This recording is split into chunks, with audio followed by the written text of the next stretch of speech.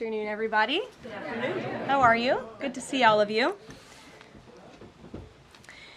What we've witnessed President Trump accomplish over the last few days has been nothing short of remarkable. We are now 3.5 years into the war between Russia and Ukraine, a brutal conflict that has claimed hundreds of thousands of Russian and Ukrainian lives and cost trillions of dollars. The weakness and incompetence of Joe Biden foolishly allowed the killing to start in the first place. Until President Trump returned to office in January, the bloody and broken Biden status quo was to endlessly force American taxpayers to fund Ukraine no matter the cost, no matter how long it takes, and no matter how many lives were lost. There is no denying that Biden's America Last foreign policy moved the world further away from peace. President Trump rejected that failed approach and instead, over the last 7 months, has relentlessly pursued peace throughout his second term. And thanks to President Trump's efforts, we finally have movement after years of deadly gridlock. On Friday, as you all know, many of you were there, President Trump hosted Russian President Vladimir Putin in Anchorage, Alaska, for a bilateral meeting. This was the first time President Putin has been to the United States since 2015, and the first time he has met with an American president in years. President Putin publicly confirmed what President Trump has said all along. The war between Russia and Ukraine never would have started in the first place if President Trump were in office. This was always obvious to any person with a shred of common sense. Just look at what took place during the last 4 administrations. Under George W. Bush, Russia invaded Georgia. Under Barack Obama, Russia took Crimea. Under Joe Biden, Russia invaded Ukraine. But under President Trump, Russia did not invade nor take anything. President Trump is the only president this century, Republican or Democrat, who has held Russia in check and ensured peace in Europe. That's because Russia has always greatly respected President Trump and his peace through strength foreign policy approach. But overall, the bilateral talks in Alaska were very productive, and multiple key points were agreed to between the two leaders that truly opened up the door for Phase 2 discussions, which took place yesterday here at the White House, within 48 hours of that meeting in Anchorage, I may add. As you all know, there were many European leaders here, as well as Ukrainian President Zelensky. They all traveled here to meet with President Trump to maintain the momentum and work toward a lasting peace. Across the board, every leader credited President Trump for his decisive leadership that has reignited the dialogue in hopes of finally bringing this war to a peaceful conclusion. 2 quotes in particular capture the progress that was made and the optimism moving forward. Finnish President Alexander Stubb said, "I think in the past 2 weeks, we've probably had more progress in ending this war than we have had in the past 3.5 years. Again, that is the president of Finland, a country that shares a border with Russia. That's what we call the President Trump effect. NATO Secretary General Mark Rutte also summed it up well. Without President Trump, this deadlock with Putin would not have been broken. He is the only one who could do this." Following the encouraging conversations yesterday, President Trump spoke with President Putin by phone, and he agreed to begin the next phase of the peace process, a meeting between President Putin and President Zelensky, which would be followed, if necessary, by a trilateral meeting between President Putin, President Zelensky, and President Trump. As the president said, Vice President Vance, Secretary Rubio, and Special Envoy Witkoff will continue to coordinate with Russia and Ukraine to make this happen as soon as possible.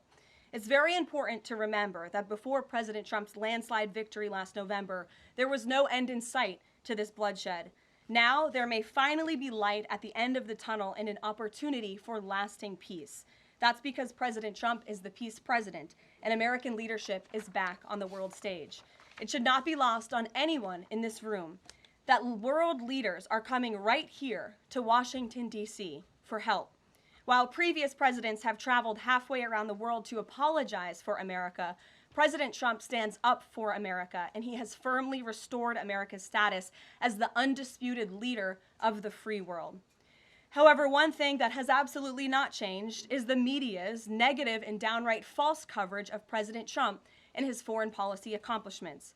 From the beginning of this entire process, much of the left-wing media has been actively rooting against the President of the United States in the pursuit of peace. Initially, the media ridiculously claimed that President Trump was somehow beholden to Russia for even agreeing to have a face-to-face discussion with President Putin inside of the United States. The media said President Trump was making a grave mistake by, quote, legitimizing Putin. They were aghast that President Trump would treat another world leader like a world leader. The media relentlessly attacked President Trump and claimed he suffered a, quote, major defeat for not immediately emerging with a final agreement, even though he said heading into that meeting, this was a meeting to listen and to understand how to move the ball forward. All weekend following those historic U.S.-Russia bilateral talks, we listened to clueless pundits on television trying but failing to claim that the president had failed. The so-called experts in the foreign policy establishment, whose record is nothing but endless wars, trillions of wasted taxpayer dollars, and dead Americans, have the nerve to try and lecture President Trump, who has solved 7 global conflicts in 7 months, about peace. This is the same president, by the way, who brokered the Abraham Accords in his first term, on top of more than half a dozen other peace deals this year alone, as I just said. We also saw yesterday the president of Ukraine and all of the other major leaders of Europe fly across the Atlantic Ocean to meet President Trump at the White House because of the progress that was made, and that, if you ask the media, failed meeting, but it was not. It was highly productive and it was successful. This is why Americans' trust in the mass media is at a lowest point in more than 5 decades. Diplomacy is a delicate process, and instead of reporting the facts about what is happening here at this White House and what is happening between this president and other leaders around the world, many outlets in this room continue to try to actively undermine the president and sabotage the efforts towards peace. That is why I felt the need to set the record straight. In other news, on the home front, President Trump's efforts to make D.C. safe again are working. There have been a total of 465 arrests since the start of this operation on Thursday, August 7th. Last night, there were a total of 52 arrests, including the arrest of an illegal alien MS-13 gang member with convictions for DWI and drug possession. Thanks to President Trump's leadership and the outstanding work of both federal and local law enforcement, dangerous gang members like the one picked up last night will not be allowed on the streets of our nation's capital. Other arrests last night included assault with a deadly weapon for stabbing, parole violation for robbery, murder, outstanding warrant for attempted murder, assault on federal law enforcement officer, and felony assault. 4 more homeless encampments were also removed during yesterday's reporting period. To date, a total of 48 homeless encampments have been cleared in Washington, D.C. by multi-agency teams. MPD patrol units are actively working with city officials to locate and clear additional encampments and remove homeless residents off of Washington's streets. And despite fake narratives from the media, again, a significant number of the arrests have been in high-crime areas of D.C. In fact, nearly half of all of the non-illegal alien-related arrests have occurred in wards 7 and 8, the 2 wards that have the highest number of violent crime, as well as homicides and assaults with dangerous weapons last year. So while Democrats continue to coddle violent criminals, President Trump and this administration are focused on putting them behind bars and unapologetically standing up for the safety of law-abiding American citizens, and the White House will continue to provide all of you with the results of this operation in the days ahead. So with that, I will take your questions today. Here in our new media seat today, we have Jack Posobiec, who joined us in Anchorage, Alaska last week. Jack, thanks for being here. Why don't you kick us off? Karoline, thanks so much. So a couple of questions regarding the status of these peace talks. Obviously, we saw the President and President Putin there in Anchorage. We saw the world leaders here yesterday with this summit. We've heard phrases like coalition of the willing. We've also heard Article 5-like guarantees. When it comes to the security guarantees, what is the current status of that? I know the President earlier today mentioned boots on the ground would be UK, France, Germany possibly, but unequivocally said no U.S. troops on the ground, but U.S. coordination. Can you elaborate on that, and what would the red lines be? Sure. Well, you got to the heart of what I was going to say to all of you today on security guarantees, which is the President has definitively stated U.S. boots will not be on the ground in Ukraine, but we can certainly help in the coordination and perhaps provide other means of security guarantees to our European allies. The President understands security guarantees are crucially important to ensure a lasting peace, and he has directed his national security team to coordinate with our friends in Europe and also to continue to cooperate and discuss these matters with Ukraine and Russia as well. Caroline, now, have the Russians responded at all? I know we spoke with President Putin last night. What has been their response? Because we've heard some reports from the Kremlin and others saying they're unequivocally against NATO troops on the ground. Well, look, the president continues to have these conversations with both leaders. Those conversations took place in Anchorage, Alaska, again yesterday with the Europeans and President Zelensky, and he has directed his team to come up with a framework for these security guarantees that can be acceptable to help ensure a lasting peace and end this war. And then just last question real quick on this. Regarding some of the funding, we're hearing questions about another round of weapons sales or possibly a round of U.S. purchases of Ukrainian drones. Will that money be funded by the U.S. taxpayers? Or are we finally going to see an end to the U.S. taxpayer-funded, seemingly endless mandate for these foreign wars? Well, the president is very sensitive to the needs of the American taxpayer, and immediately upon entering office back in January, he made it very clear that we're not going to continue writing blank checks to fund a war very far away, which is why he came up with the very creative solution to have NATO purchase American weaponry because it is the best in the world, and then to backfill the needs of the Ukrainian army and the Ukrainian people and their military. So that's the solution the president has came up with. We'll continue to see that forward. As for any additional sales, I'll have to defer you to the Department of Defense. Thanks so much. Thanks, Jack. Kelly. What has President Trump learned that tells him that Vladimir Putin would be willing to make a deal for him, for President Trump? Well, the president has learned a lot, which is part of the reason he opened up this dialogue. The previous administration, who oversaw the beginning of this war, refused to talk. And President Trump has always said, in order to learn, in order to move the ball forward with diplomacy and towards peace, you have to have open dialogue. And so that's why the president has had several conversations by phone and, of course, an in-person meeting last Friday with President Putin. He also has talked to President Zelensky dozens of times, had him here at the White House yesterday, and he's understanding what both sides want, what both sides are going to have to give up. And he has always said, in order to get a good deal, both sides are going to have to walk away a little bit unhappy. So he continues to learn a lot throughout these conversations, which is why we've seen progress from both sides. And I would also just add, when it comes to learning and moving the ball forward, look at how both Russia and Ukraine have actually talked directly for the first time in many years, thanks to the efforts of this president and this administration. Specifically for President Trump, though, what do you think Putin's motivation is to try to do something for President Trump, as opposed to just resolving the conflict? I think, as I just spoke to in my opening remarks, Kelly, Russia and all countries around this world actually respect the United States again, and the president is using the might of American strength to demand that respect from our allies, our friends, our adversaries all around the world. And we've seen that not just lead to progress with Russia and Ukraine, but also we've seen it in the closing of 7 global conflicts around the world as well. We've seen it with the release of hostages in Gaza. You've seen it with the end of the conflict between India and Pakistan, which could have resulted in a nuclear war if we had not had a president who believed in the strength and the leverage that comes with the job of being the President of the United States of America. Rachel. Thanks, Caroline. Heading into Alaska, a lot of the focus in the talk was on this trilateral meeting between these 3 leaders.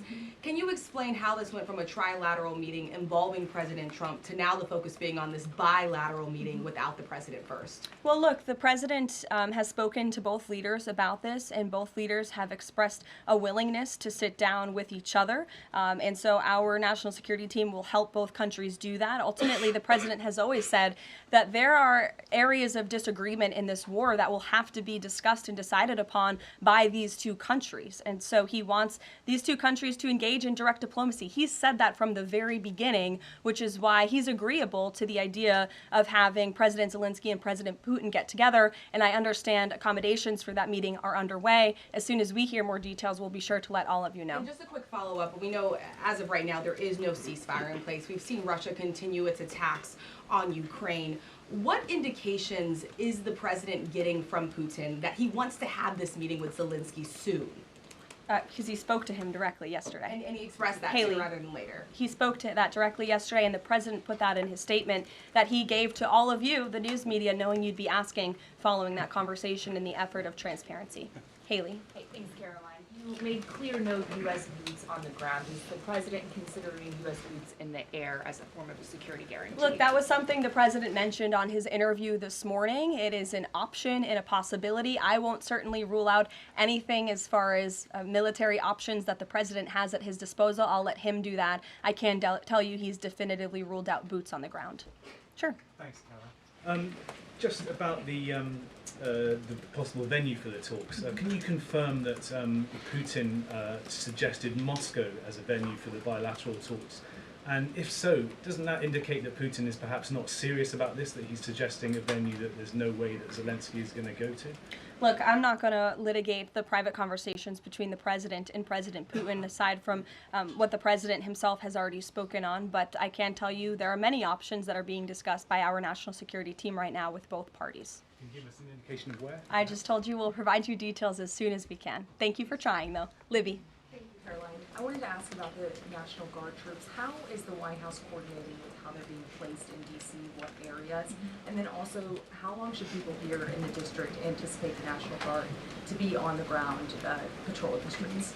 I don't have a timeline for you, Libby, but we will keep you posted on that. I think the president, as you know, and this administration, he came to this briefing room with members of his cabinet to lay out the rationale and the reasoning for federalizing the National Guard here in Washington, D.C., and for our work with the Metropolitan Police Department to make our district safer. We've seen violent crime has taken the lives of far too many residents here in our nation's capital, and the president wants to make it safe again.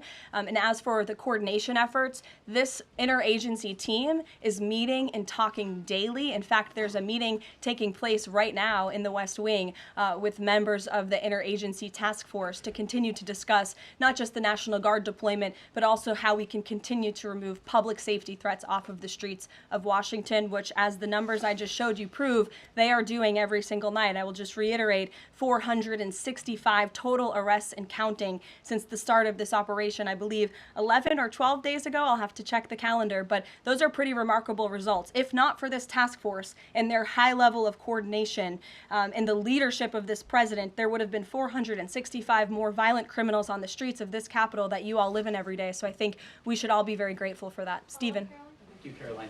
Three questions about the D.C. crackdown. Sure. First, I was wondering if you could clarify something President Trump said. He mentioned getting rid of the slums where criminals live.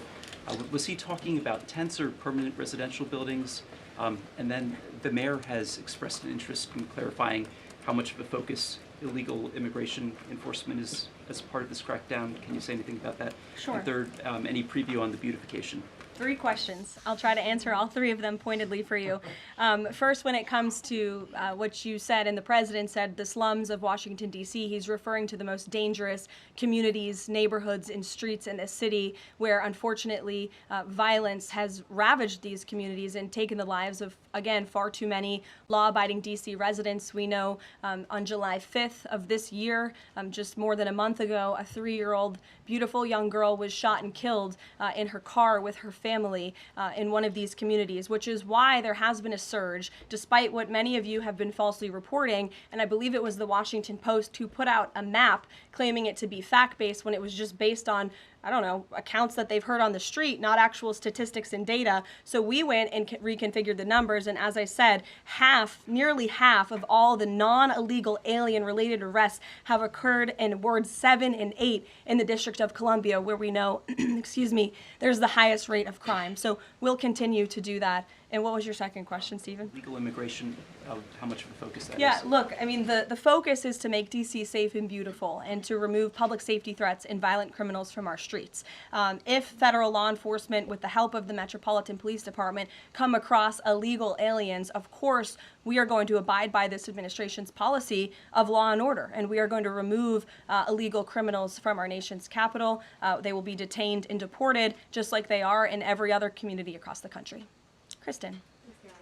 First question is, whose idea was it to change the next steps from a trilateral to a bilateral meeting? It was an idea that evolved in the course of the president's conversations with both President Putin, President Zelensky, and the European leaders yesterday. And as you saw, Kristen, with all of those European leaders leaving the White House, including the NATO Secretary General, they all agreed that this is a great first step. And it's a good thing that these two leaders are going to be sitting down together, and the president expects that to happen. And how long is Trump willing to wait and operate in good faith for Putin to actually arrange a meeting before he intervenes? Look, the president has put tremendous public pressure to bring this war to a close. He's taken actions, as you've seen, sanctions on India and other actions as well.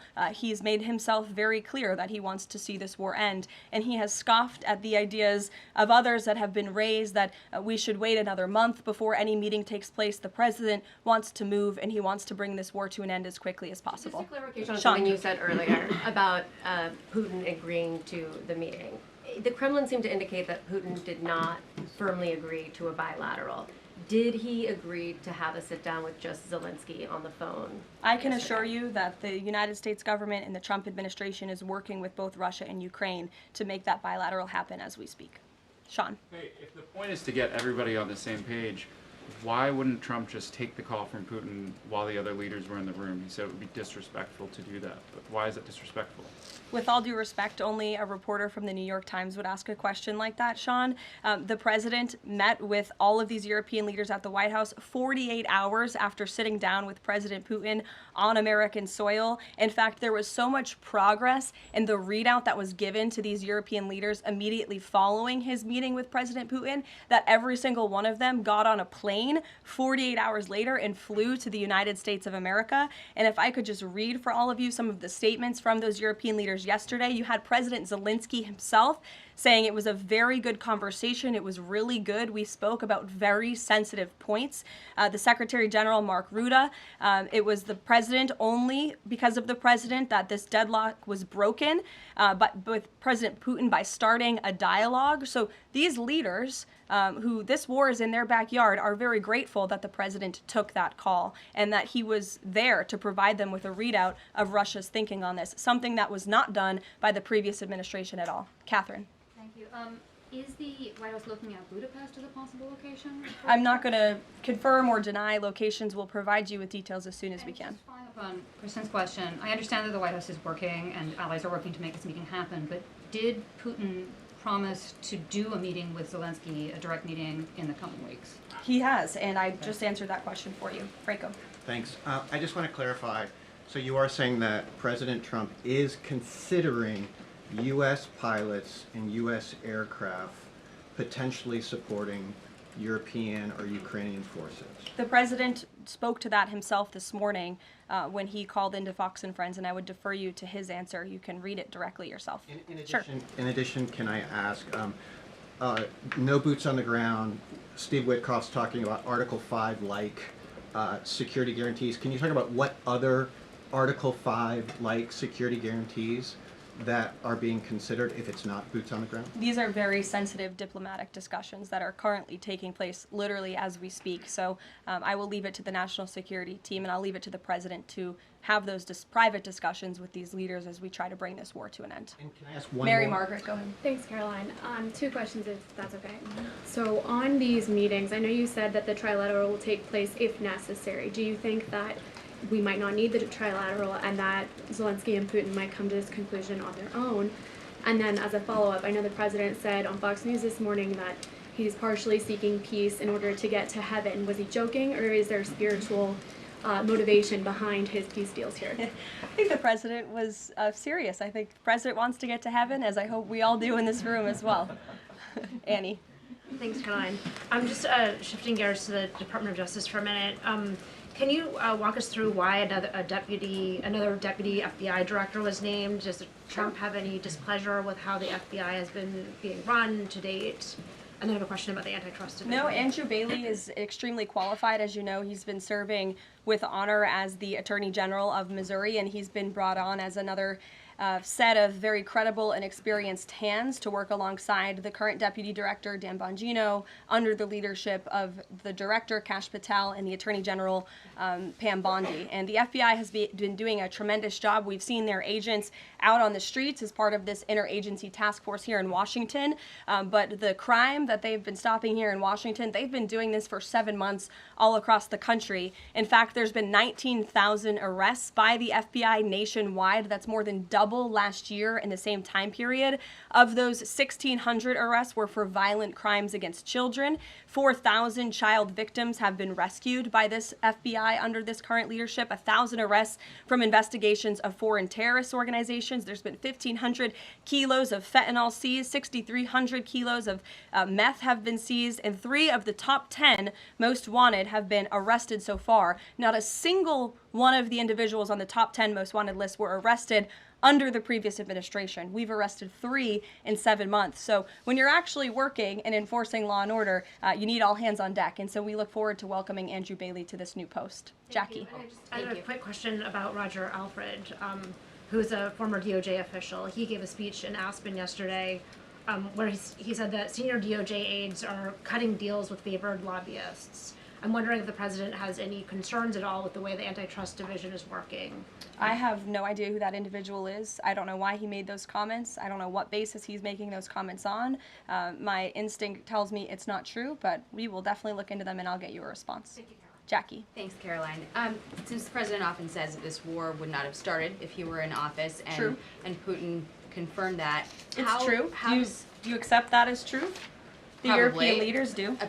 Well, And President Putin himself said that, by the way. He did say that. The question I have, though, is what is the president going to do to ensure that these security guarantees last beyond him into the time when he is no longer president? And does that have to involve Congress at all? Well, he understands the need for that, which he spoke to yesterday.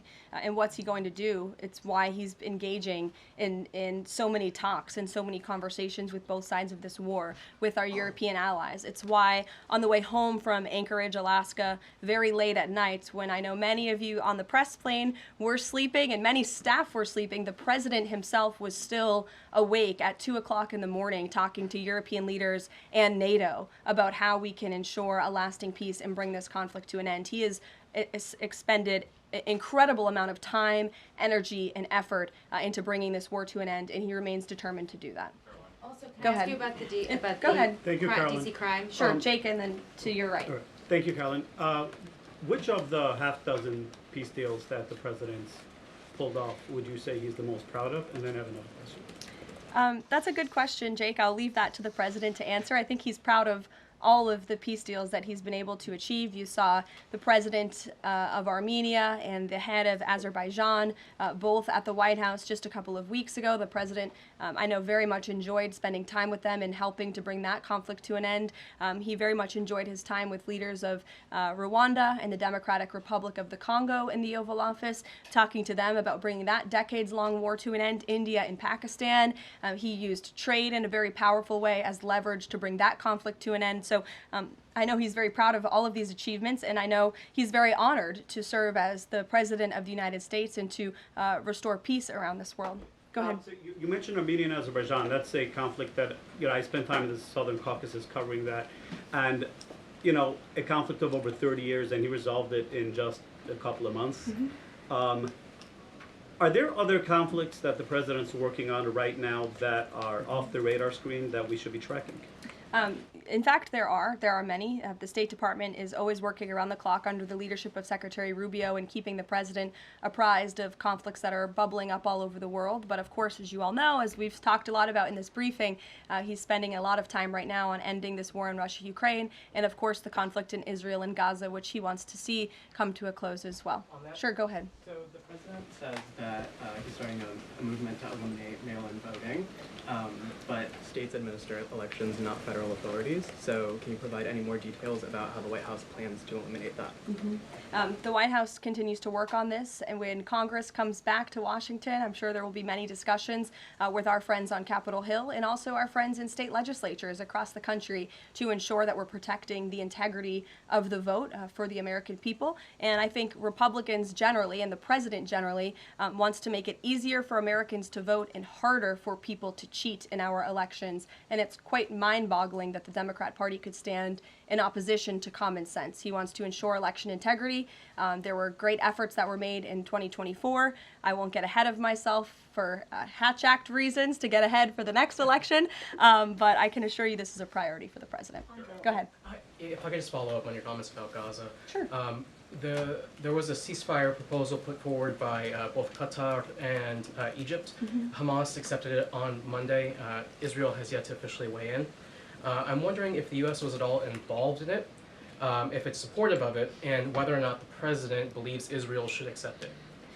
I don't think it's a coincidence that Hamas accepted this proposal after the President of the United States posted a very strong statement about this conflict on Truth Social yesterday.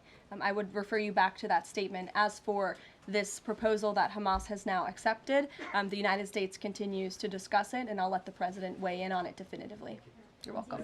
Sure. Caroline, can you describe the president's perspective on taking a stake in Intel in exchange for federal grants? And is this are we expecting to see the White House make similar arrangements with other semiconductor companies and manufacturing companies? Well, the president, he's been very clear about the need to reshore manufacturing that's critical to our national and economic security. That is especially in regards to chips and semiconductors, which is why the president has initiated the Commerce Department to conduct a study on semiconductors, a Section 232 investigation, so we can ultimately implement tariffs. And it's why our export license requirements remain in place as well. As for this 10% government stake deal, the Department of Commerce continues to work on it. I know Secretary Lutnick is working on it and ironing out the details, but the president wants to put America's needs first, both from a national security and economic perspective. And it's a creative idea that has never been done before to ensure that we're both reshoring these critical supply chains while also gaining something of it for the American taxpayer. You're welcome. Emily. Thanks, Caroline. I wanted to ask about the 3 U.S. warships that are being sent to Venezuela, and there's 4,000 Marines on board. Are you looking at possibility of boots on the ground there?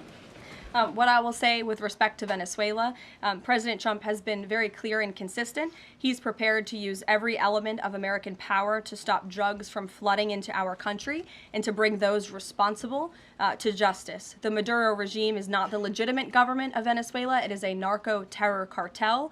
In Maduro, it is the view of this administration, is not a legitimate president. He is a fugitive head of this cartel who has been indicted in the United States for trafficking drugs into the country. And with that, I will leave you all, and we will see you later, if not tomorrow, and I look forward to taking more of your questions. Thank you.